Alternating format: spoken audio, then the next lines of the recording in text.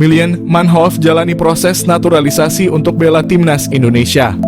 Milian Manhoef, seorang pemain sepak bola muda yang kini merumput di kasta teratas Liga Belanda bersama Vitesse Arnhem, menjadi sorotan karena gaya permainannya yang disebut-sebut mirip dengan bintang Liverpool, Mohamed Salah.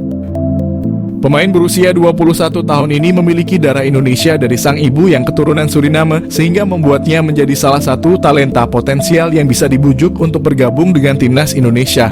Milian Manhoef, bintang keturunan Indonesia yang berpotensi jadi andalan timnas Indonesia. Lahir di Belanda, Milian Manhoef telah menunjukkan bakat sepak bolanya sejak usia muda.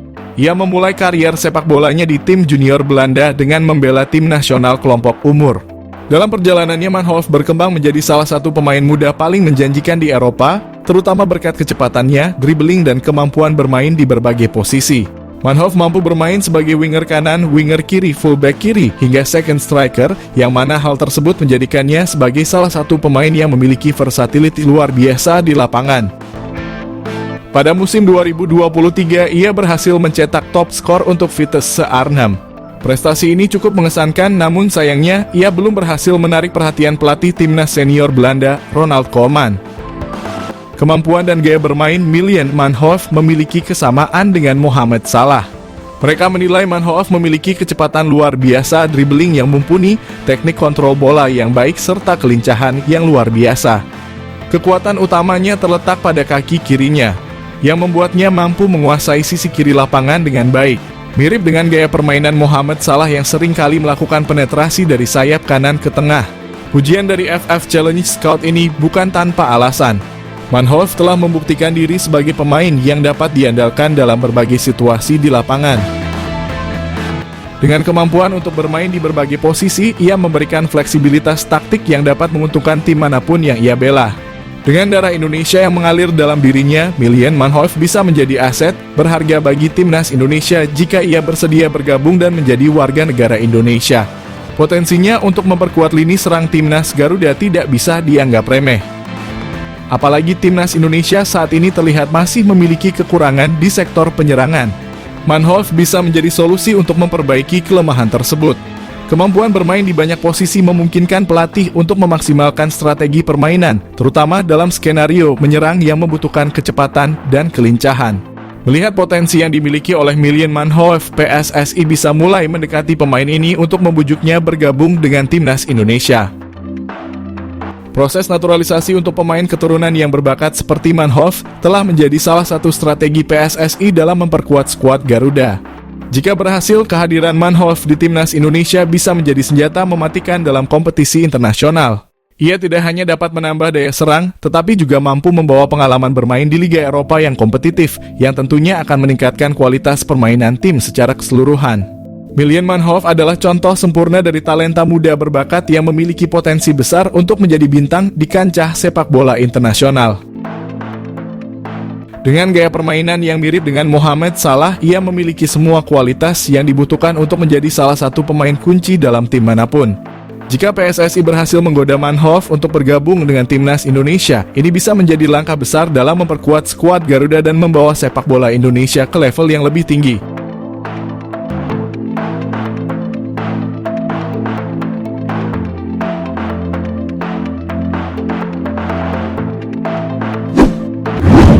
Isyarat proses naturalisasi oleh Romani agar segera perkuat timnas Indonesia sudah diunggah oleh Ketua Umum PSSI, Erick Thohir.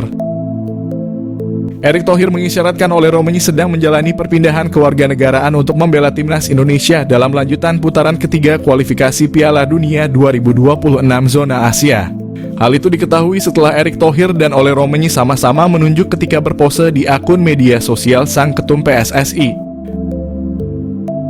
Diprediksi oleh Romani belum segera menjalani debut timnasnya bersama skuad Garuda tahun ini.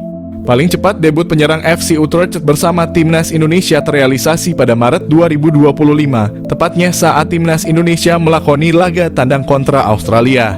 Tentu saja dengan kehadiran oleh Romani akan menambah daya dobrak lini serang skuad asuhan Shin Tae-yong.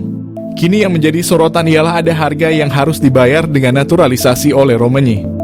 yakni kemungkinan ada striker yang lebih banyak diabaikan oleh Sintayong di sisa round 3 kualifikasi Piala Dunia 2026. Striker yang sangat mungkin minim mendapatkan panggilan di sisa 5 pertandingan putaran ketiga. Striker PSS Sleman Hoki Caraka menjadi salah satu bomber muda bertalenta yang dimiliki timnas Indonesia. Hoki selalu dilirik oleh STY sepanjang round 3. Meski demikian, Hoki Caraka belum dimainkan sama sekali. Serupa dengan Hoki Caraka, striker Persib Bandung Dimas Derajat juga sangat mungkin terkena dampak kehadiran naturalisasi oleh Romagnoli. Pasalnya, dari 5 laga di putaran 3 kualifikasi Piala Dunia 2026, mantan striker Persikabo ini sekalipun belum memperoleh menit bermain. Catatan lebih baik justru dihasilkan penyerang Persebaya Surabaya, Malik Rizaldi. Kendati baru membukukan 2 caps bersama timnas Indonesia, dia sudah pernah dimainkan oleh Sintayong pada kualifikasi Piala Dunia 2026. Dirangkum dari laman Transfermarkt, Malik Rizaldi membukukan catatan waktu 63 menit dalam 2 pertandingan bersama timnas Indonesia. Kecenderungan cedera yang dialami Malik Rizaldi sangat mungkin membuatnya disingkirkan oleh Sintayong demi jaminan tempat bagi Romagnoli. Nasib yang mirip dengan Dimas Derajat maupun Hoki Caraka juga dimiliki bomber Persis Solo, Ramadan Sananta.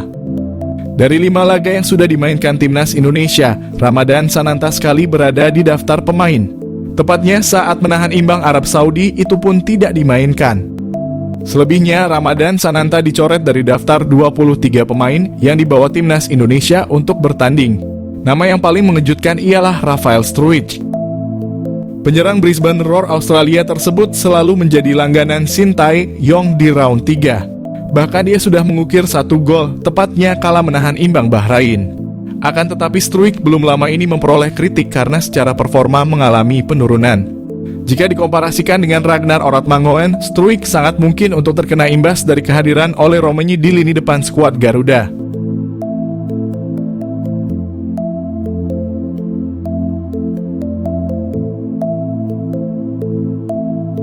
Bertemu Erick Thohir, winger klub Yunani Tebar Kode gabung timnas Indonesia. Para fans timnas Indonesia kembali dibuat ramai pemain keturunan.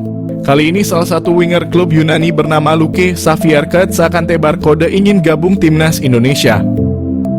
Luke bertemu dengan Ketua Umum PSSI Erick Thohir di Stadion Utama Gelora Bung Karno saat laga timnas Indonesia melawan Irak. Pada lanjutan babak kedua kualifikasi Piala Dunia 2026. Potret tersebut diabadikan Luke di Instagram pribadinya, @luke, dan sukses mencuri hati para penggemar tanah air. Terlihat dalam foto tersebut Luke mengenakan pakaian serba hitam sembari bersalaman dengan Erick di salah satu gerbang masuk stadion. Sementara itu Erick sendiri mengenakan kemeja putih dan celana hitam.